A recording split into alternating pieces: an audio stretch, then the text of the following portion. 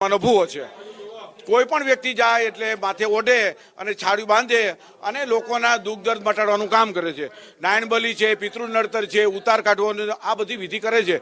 આ બધું અમારી પાસે રેકોર્ડિંગ છે। અમે હમણાં કુવાડા રોડ પર પોલીસ સ્ટેશનમાં ગઈકાલે જ એનું જે રેકોર્ડિંગ કર્યું છે પોણી કલાકનું એ અમે લોકો સમક્ષ મૂકવાના છીએ। આ વ્યક્તિના માની લો કે પૈસા માંગ્યા છે અને ફોન કર્યા છે એ પણ બધું એક જ મૂકશું। વિજ્ઞાન જાથા આવા કોઈ પણ દુઃખ દર્દ અને સારવારમાં મોડું થાય ને કોઈનું મોત થાય તો જવાબદારી કોની? આ વિજ્ઞાન જાથા અત્યારે જઈ અને એની પાસે કબૂલાત લઈ અને જો કાયમી માટે ધતિંગ બંધ કરી દેશે તો અમે એકવાર દરેક વ્યક્તિને ભુવાને તક આપીએ છીએ।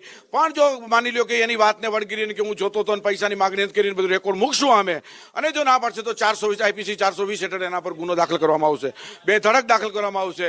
વિજ્ઞાન જાથાએ અત્યાર સુધી કોઈ પણ વ્યક્તિને ભુવાને પકડ્યા છે એને એ પેલી સુધરવાની તક આપી છે।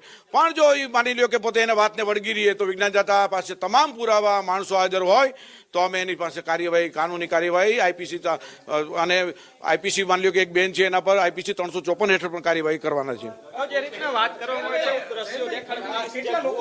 ઓછામાં ઓછા 700 થી 1 વર્ષની અમે જોયા છે, 700 થી વધારે લોકો છે એના ભોગ બન્યા છે। અને આ ભુવા છે